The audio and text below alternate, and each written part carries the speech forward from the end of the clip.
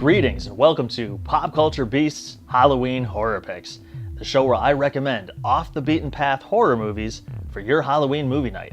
I'm your host, Ryan Stockstad. This season, we're devoting all Monday episodes to Part 2 horror sequels.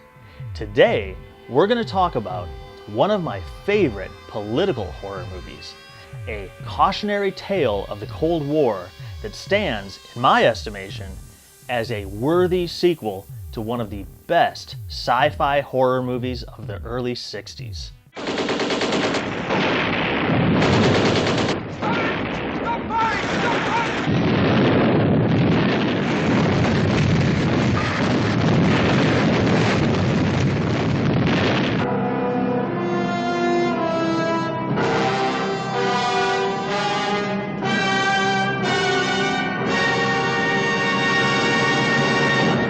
Children of the Damned, 1964, is the sequel to Village of the Damned.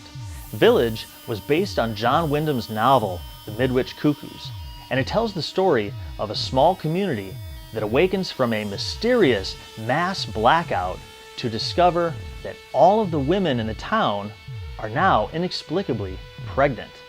When those children are born, they're revealed to be hyper-intelligent, telekinetic, and inhuman. Oh, don't be so bloody emotional and sentimental just because of your feeling about these kids. They're not kids! Have you ever seen them laugh, run, play? No, by God, but you've seen them kill. Children of the Damned takes this premise and turns it into a scathing piece of social commentary and progressive political cinema. They're not human. They're a superior species that beat us every time. They're not human. They're a superior species that beat us every time. They're not human.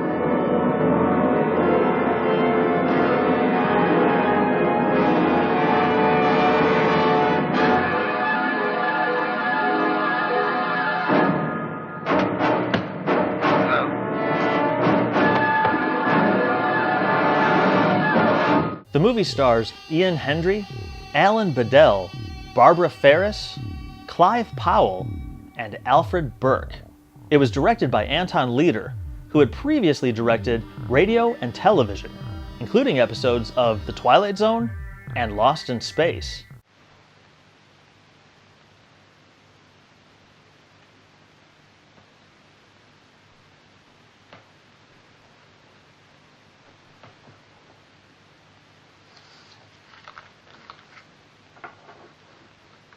Don't you know I couldn't do that?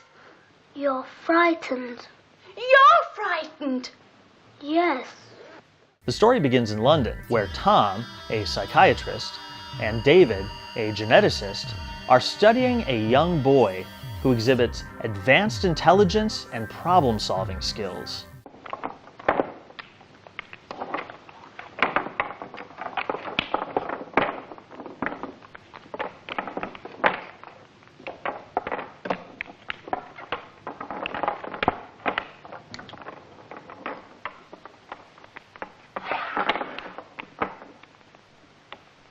The boy, Paul, is a fearful creature to his mother, and he finally uses his telepathic influence after she becomes openly hostile.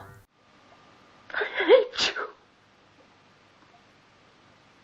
I want you to suffer the way you've made me suffer.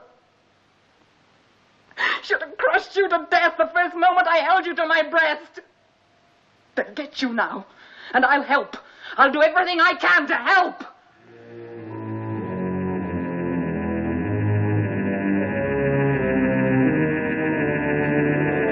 Having survived the attack, barely, she attempts to warn Tom and David, but of course her hysterics are easily dismissed as mad ramblings by the two rational scientists. Well, Tom, you're a psychologist. What about Mrs. Loran's claim to having given birth to Paul without concourse of the opposite sex? She's an obvious hysteric, hallucinations, megalomania. Enter Colin Webster. He works for the government, and he sees Paul and 5 children like him from other major nation-state superpowers as something that must be controlled, ideally weaponized, or, barring that, destroyed. But Colin, suppose all they want to be are poets or lovers or even tramps. You do remember Shakespeare and Casanova? Yes, well, nowadays we'd find a better use for Shakespeare. Even for Casanova? They should study and be studied. Set up an international board of educators to study. An international board of educators? Well, what's the matter? Too civilized? What would you recommend? Simple. Destroy them. Having maimed his mother, Paul summons his aunt to care for him, and he forces her to join him and the other children, now holed up in an abandoned church.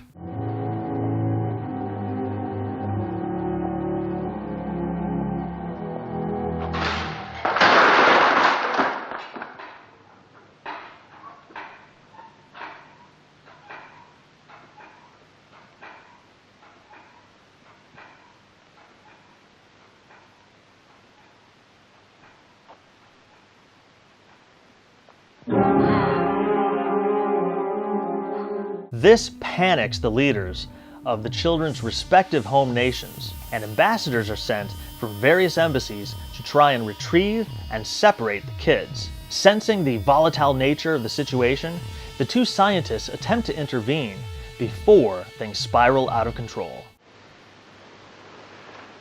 Myling?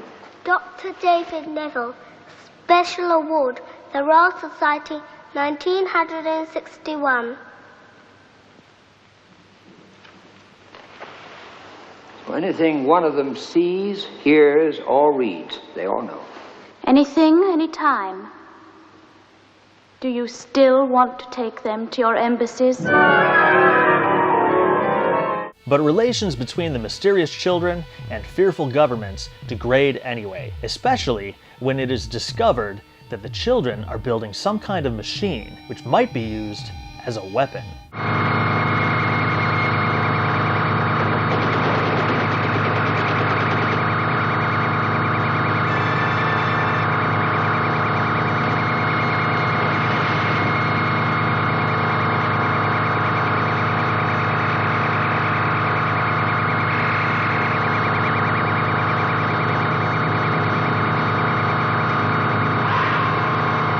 Tensions are further frayed when one of the children is killed during an attempted raid on the church.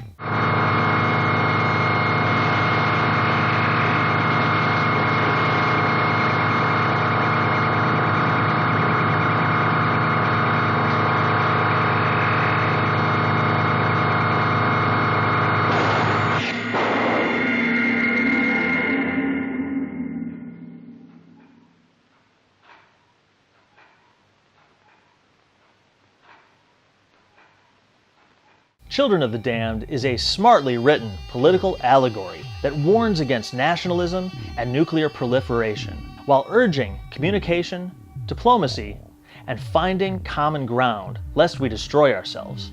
The thought of what that machine can do as a weapon has struck horror into half the governments of the world. I know we make machines, horrible machines, but they're going to kill you. Where the first movie was, at least in part, about the horror of the other, as well as of tyrannical conformity, Children of the Damned warns of the horror of nationalism. In this movie, fear of the other is the real enemy. And the movie is all the more terrifying because the stakes are very, very real. Are you all crazy?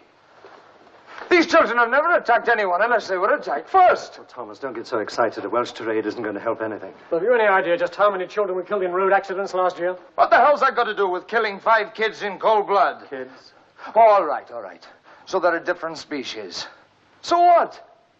We're supposed to be a superior species. Yet millions of lower forms of life manage to exist with us on this planet. You don't just kill them because they're different. Children of the Damned was written by John Briley, and he deserves much of the credit for my love of the film. He would later take home an Academy Award for writing Richard Attenborough's film Gandhi, a movie that explores similar themes. Paul, you've terrified people. They've been terrified. They've been hunted like some kind of freak vermin. People believe that you're not human. I don't know what that means.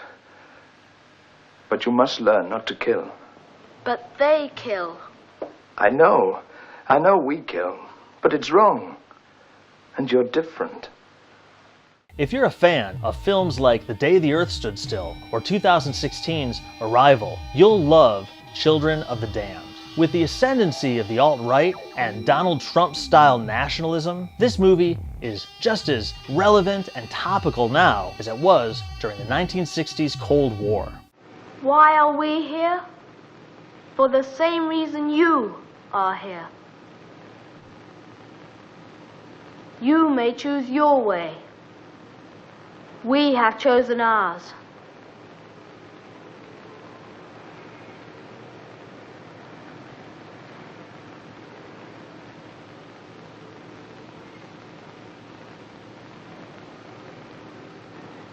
Warner Brothers released Children of the Damned as part of a double feature DVD with Village of the Damned. Don't hesitate to pick this up, as both films are beautifully presented with fascinating commentary tracks.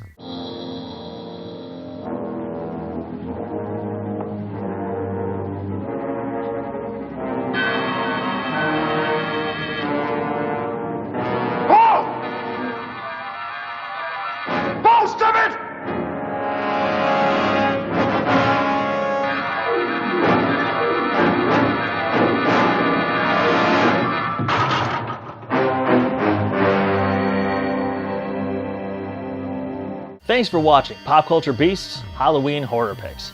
I'm your host, Ryan Stockstad. Be sure to like us on Facebook and subscribe right here on the Pop Culture Beasts YouTube channel for new episodes every Monday, Wednesday, and Friday right up through Halloween. Thanks again for watching. Watch horror movies. I'll see you next time.